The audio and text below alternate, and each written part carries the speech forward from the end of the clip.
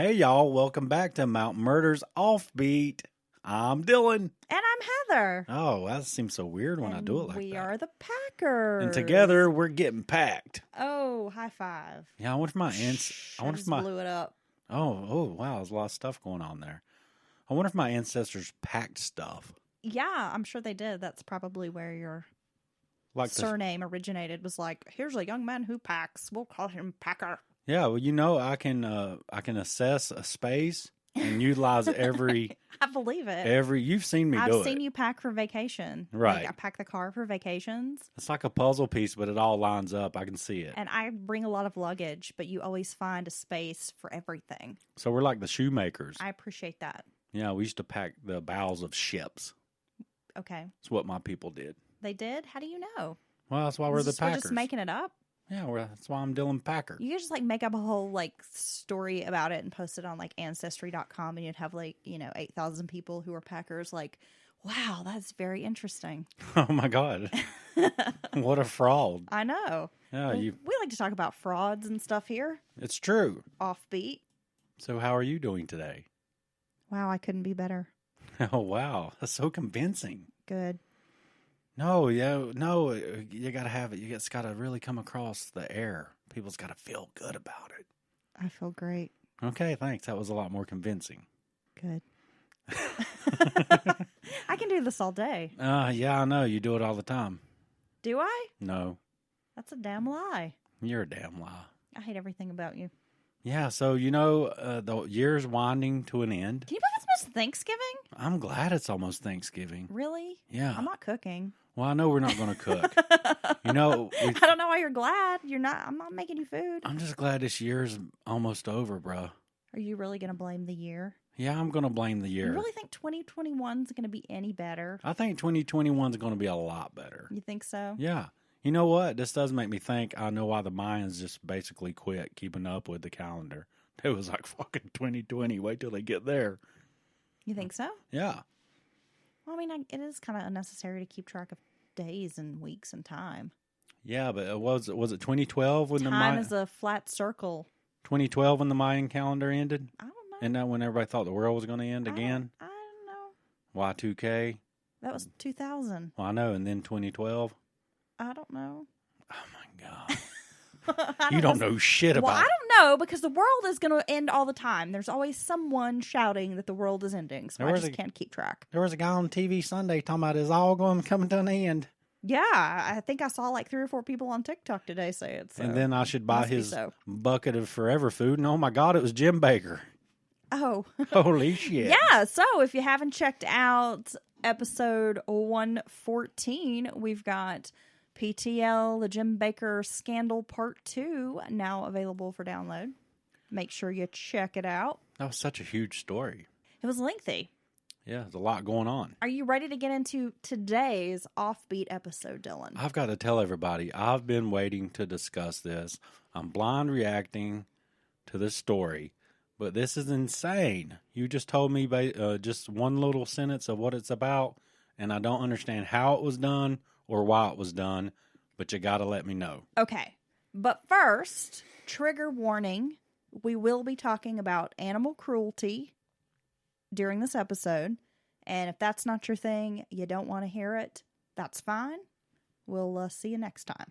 This is animal cruelty on a very big scale. It's just such a bizarre story. Well, and I'm just saying that because, oh God, just tell them. Okay, well, we're going back to the early part of the 20th century, and honestly, this story seems to kind of sum up that period of time. When I think about turn of the century America, everything that was happening at that time. Well, I mean, things were still pretty rough back then. It was kind of being stuck sort of between a new world and an old world. Yeah. People moving into the cities to get jobs in the factories, and the factories were so scary. There was no safety protocols and all these different machines just now invented and processes. And, people didn't even know that machine could kill you that way. And then, oh my God, it's such a scary time. Yeah. But then people were still kind of living in a very old fashioned way still. It's true. But they were ushering in innovation. I mean, it was just a dawn of such a different time, that would come. So Mary was a 5-ton Asian elephant, and she was born in 1894 and performed in the Sparks world-famous show's circus. And Sparks was a mid-sized show. They had about 15 train cars, and it was owned by a man named Charlie Sparks. Spark was a performer from childhood. He had been a world champion clogger and drummer, playing in minstrel shows. His circus show featured acrobats, clowns, lions, and other exotic animals, such as elephants. Oh, my. Some of Charlie's performers were so skilled that Barnum and Bailey often tried to lure them away with promises of more money. Charlie's father purchased Mary the elephant when she was only 4 years old. Charlie and his wife, Addie Mitchell, would go on to raise and train the creature. Some people describe Charlie and Addie's adoration of the elephant as if she was their own child. So they just loved this elephant. Yeah, they babied her, treated her, would give her pets, and she was, they loved her. Oh, you ever seen where that dude slips and his head goes in the elephant's butt? I think it was the elephant's butt. I have no idea what you're talking about. Oh, it's a crazy video. You got to look it up. Okay, so Charlie was a well-respected figure in the circus world. His circus advertised itself as 100% Sunday school circus. What does that mean? Because he was honest with his customers and would not allow anyone to be taken advantage of by his employees. Because, at the time, carnivals, the circus, some of them were kind of known for scamming. Well, yeah, I think even to this day, the carnival still has that feel. The county fair comes kind of that feel of, people maybe live a transient lifestyle or certain types of characters. Still has that kind of edge to it. So Charlie's whole shtick was, hey, we're like a Sunday school circus. We're not going to rip you off. We don't have anybody here to, haggling you. So we're just charging a fair price for a good, wholesome show. Exactly. That's it, Dylan. He rarely advertised in the circus trades because he didn't want to attract any competition, and he kept his itinerary under wraps, so no one really knew where they were going next. Oh, that sounds like a pretty good moves from a circus standpoint. Many had no idea the circus was even going to be coming to town until just days before, when he would pay scouts to go plaster the area with posters. Well, he's kind of creating buzz, in the old-fashioned way. Now, we all know the circus was a big deal at this time. There was no radio, no television, and if you think about it, not a whole lot of entertainment available. So when the circus came to town, this was huge for people. And it was through the circus that people in rural areas could kind of get a small glimpse of the world. You would see things in the circus that you had never seen before and might never see again. Yeah, I've never thought about like these that. These were people who didn't have access to a lion or, see a clown or an elephant. Or just people from exotic locales and different cultures and things of that nature. Exactly. Wow. It makes me want to go to one. It makes you want to go to the circus? Well, all human circus that does not exploit animals. Like Cirque du Soleil? Of course. Let me take you to Vegas? No. Okay, well, I was going to say, hey guys, Dylan wants to go to Vegas, so I'm going to need a few of you to go to patreon.com right now and sign up at Mountain Murders Podcast. The biggest benefit of patreon.com and Mountain Murders Podcast is ad-free content. And more of Dylan. Oh my God. Okay, so back to our story, Dylan. The circus, big deal, right? And then we have elephant named Mary the elephant. And she becomes Big Mary. Big old proud Mary. Because she was huge. And I don't mean that in an insulting way. I mean that in the best way possible. Big proud elephant. Her nickname rivaled Barnum and Bailey's star attraction, Jumbo. And Mary allegedly towered over him about 3 inches, and she weighed 5 tons. Oh my God. Crowds loved Mary. The talented elephant could play musical instruments, stand on her head, and catch baseballs. Now, do you think an elephant would ever do that in the wild? Play a trumpet? Well, I don't know. I've never been on safari. I would say that they go through quite a bit of rigorous training and certain types of abuse to be taught those things. Little do you know, elephants love baseball, and I've seen them play with the vampires from Twilight. My God. They only play when the rain comes. It's because when they hit the ball, it sounds like thunder. No, that's just the roar of the elephant. I can't make an elephant sound. Vampires don't fucking sparkle. Oh, my God. Well, the gentle giant wowed audiences all over the country. She was center stage as the star. Mary was valued somewhere between $8,000 to $20,000. Wow. And she was the primary reason that most audience members would come to the circus. So everybody just had to get a glimpse of Mary doing these tricks. Yeah, and just to see an elephant, and she was huge. I must say, as a child, before I realized the harm the animals went through, the elephants and stuff were pretty amazing. I mean, I was amazed. They were amazing. Yeah. And then they get them to stand on that teeny stool. I'm like, how did the elephant do that? And then they got the ball and stuff, and they're rolling around and shit. And then when they hook their trunks and their tails, and they go around in like yeah. Oh, my God. Oh, you're going to make me cry. Yeah. Elephants are so cute. I realize now that they had cattle prods stuck up their ass to learn them tricks. Dylan. I'm saying. If I stick a cattle prod up your ass, will you learn some new tricks? Yeah, I will run away. Like keeping your mouth shut? Okay, so when I'm telling a story, shh. Did you just shush me? Yeah. On September 11th, 1916, a transient homeless man named Walter Red Eldridge, who had only days before landed a job as a bellhop, decided, though he was inexperienced with animals and he didn't have any qualifications, that he was going to go inquire about a job with the circus. So Walter's already landed a job, and he doesn't even have a home. So I give Walter kudos for trying, but he sees the circus and decides he wants to be part of it. Yes. And this was in St. Paul. He was hired on the fly, and he was brought along with the circus as they, hopped the train tracks. They got their little circus cars, and they're going to head down to East Tennessee to the town of Kingsport. Did you ever think about running away with the circus or carnival?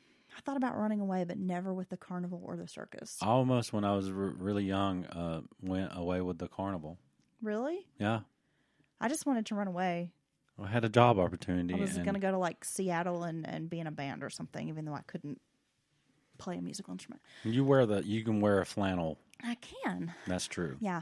He was hired as an underkeeper, which was a job caring for the elephants, like maintenance type of stuff, watering them, feeding them.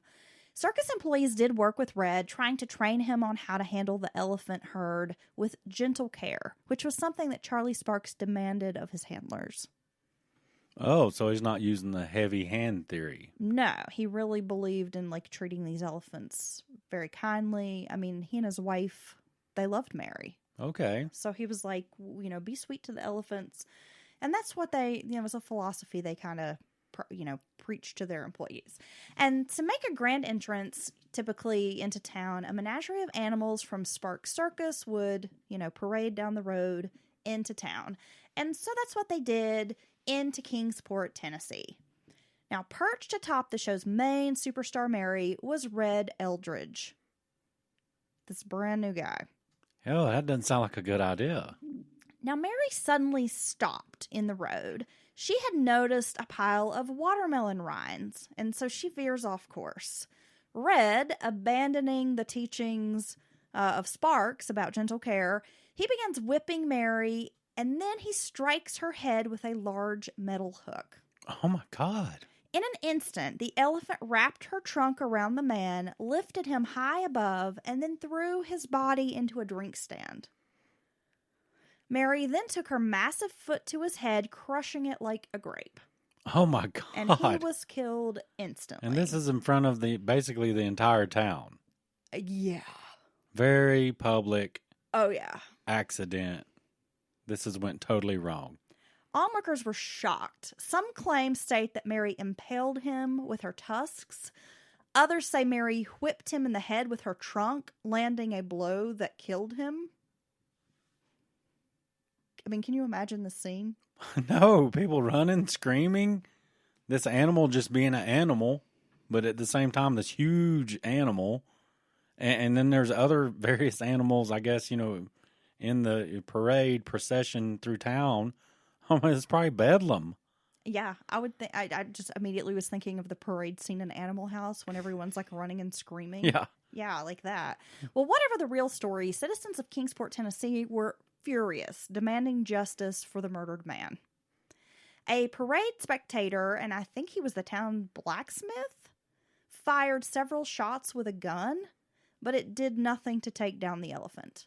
No, you need like a super high caliber, huge gun to penetrate an elephant. Like a cannon? No, I mean, there's like a rifle, but it's the biggest. Like a machine gun turret? It's like on a boat? Biggest rifle. Or on a plane? It's like a 4. I don't know guns, but it's a huge ass rifle. Okay. I bet this blacksmith didn't have the proper equipment. No. Well, the crowd grew more angry and raucous, and they were chanting, "Kill the elephant." Oh my, no. Mary was chained outside the county jail as she had been placed under arrest for her crime. How do you arrest a fucking elephant? Is there even laws on the books for that? I wonder if they had a really big set of shackles that were huge, and they like shackled her front foot. How are they ready for this? So ridiculous. Oh my God. Curiosity seekers stopped by to view Murderous Mary, as she was being called. In a small town like Kingsport at the time, few people had laid eyes on an elephant, and now the one in town, the first one they ever see, is a killer. So, in their eyes, the elephant just went crazy and killed this guy. News spread like wildfire. Newspaper headlines claimed that Mary had killed before, which riled people up even more. I would say that's probably an unfounded allegation. People believe she would kill again. I mean, they're turning it into like, it's like Ted Bundy or something. Sparks Circus had a show in Irwin, Tennessee later on in the evening after the parade, and town folks in Irwin basically told the circus, "You can't come here. You cannot come into town as long as you have this elephant with you." So this has turned into a total disaster for the Sparks Circus. There was talk that people in Kingsport were planning to execute the elephant. Johnson City, which was a next stop on the tour, also banned the elephant. So in their foreseeable future, they would not be making any money traveling through Tennessee. And I'm sure, along each stop, the profit kept them moving along, funded the entire, group as they moved along. So I'd say this is devastating to them. It could potentially be financially devastating. And though Charlie Sparks shared a very close bond with this elephant he had raised, he had to act fast, avoiding what could potentially be a worse situation, catastrophic financial situation for the circus. He's taking everything into consideration with this. Well, it could have every community, especially in the surrounding area, and it could travel outside of that to never allow his circus to perform again. Well, it could be the end of him. He relents, and he agrees to stage a public execution of the animal. Knowing bullets would do very little to take down this 5-ton elephant, Sparks began brainstorming some different ideas on what he could do. So it's almost like he's coming up with a show. It's disgusting, but yes. Someone even suggested crushing Mary between 2 trains. How are you going to set this up, dude?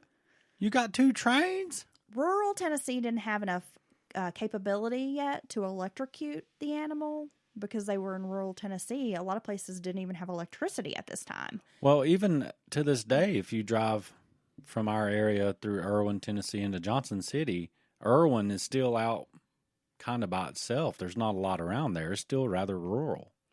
Sparks decided the best way to take down the animal and meet the demands of the angry mob was to hang Mary.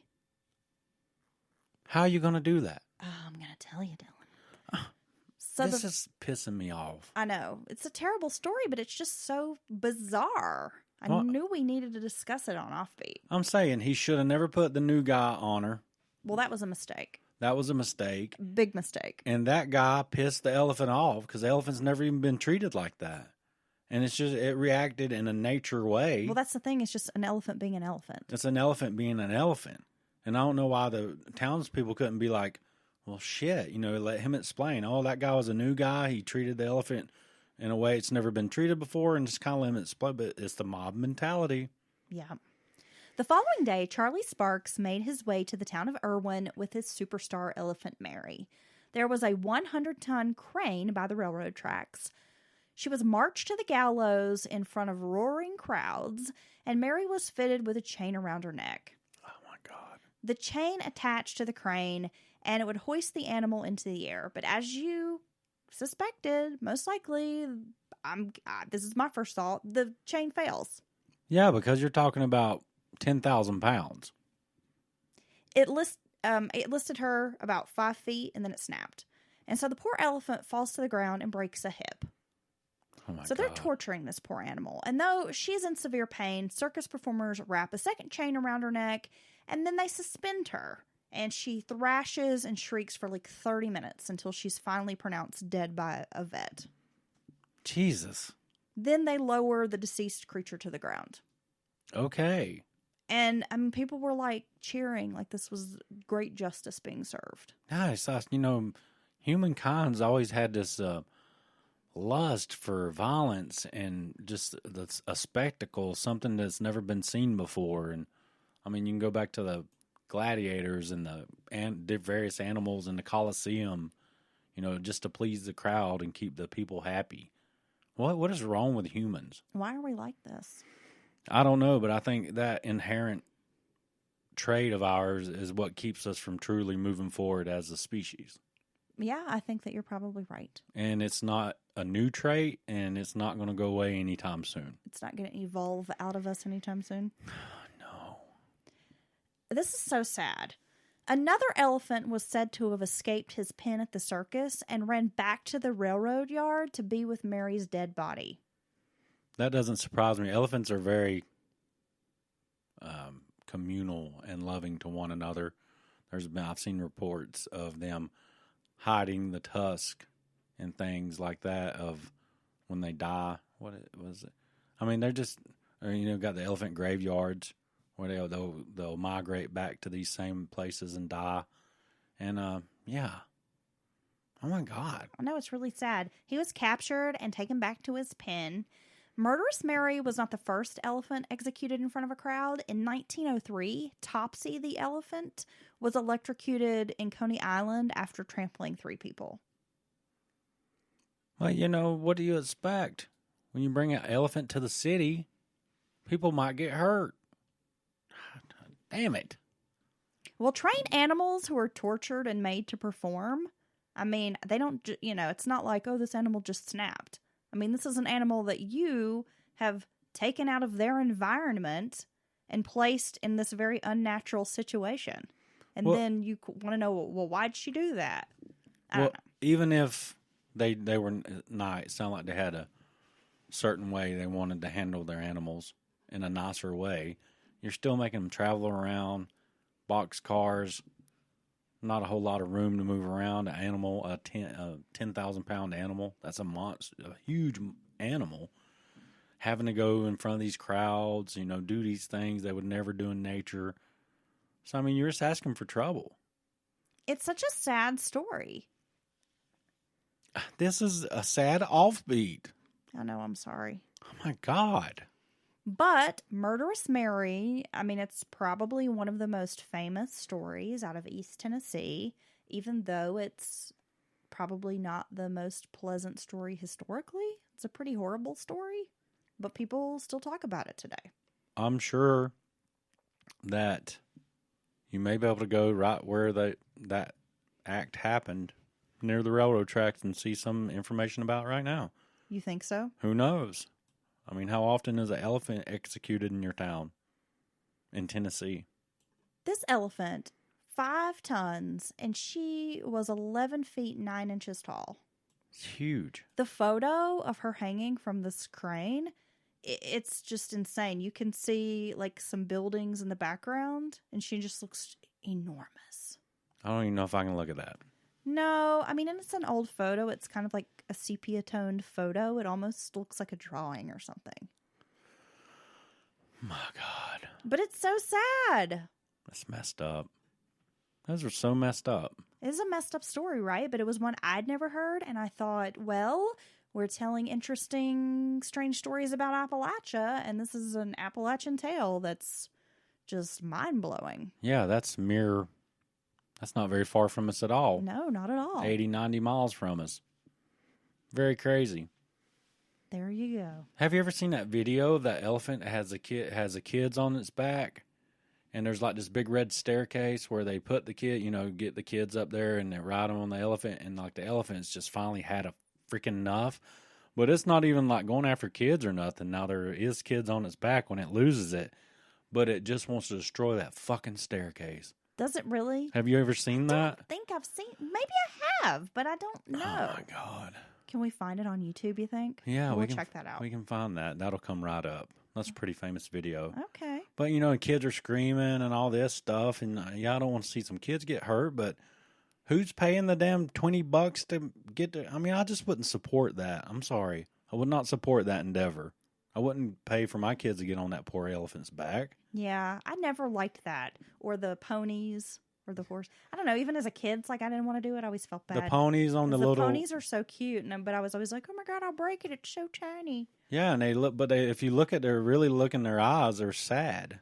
They don't want to be doing that shit. Oh my God, you've just made me think about a sad pony and now I want to cry. Not all ponies. I'm very hormonal right now and I can't think about a sad pony. I'm already sad about the elephant. The ponies in the wild are happy. Oh my gosh, we can't express that we're sad about this because someone will call us social justice warriors in a review and give us a 1 star. Oh my God, in case you haven't been caught up on Mountain Murders, we discussed a 1-star review of when we denounced bear pits. And to give you a sense of how incredible the review was, is I really wanted to like this was the title. We just love those. Whack, whack, wow. Yeah. So I guess they can slam us again, but of course they only listen to one episode. These people listen to a snippet of one episode and judge you. I really wanted to like this Taco Bell too, but then I just shit it all over the place. Oh my God. Oops. That's basically the review. Yeah, so we got to leave on a laugh. Like that? No, because now people think you're insane, and then I'm in danger. They're just now catching on? Send help. Okay, Melania. I do. Oh. Baxter, blink twice if you understand me. That's Morse code because there's no video. I'm blinking Morse code with my eyelids right now. That means help me. Oh, okay. Okay, so there it was. A very, I must say, one of the strangest tales I've ever heard. Isn't it bizarre? It's sad because I don't think Mary was really, she was getting rid of a threat. There was a threat on her head. I wonder how many circuses are still traveling. I don't know. I think the majority of them have gotten rid of the animals. I think they've either gotten rid of the animals or they've dissolved.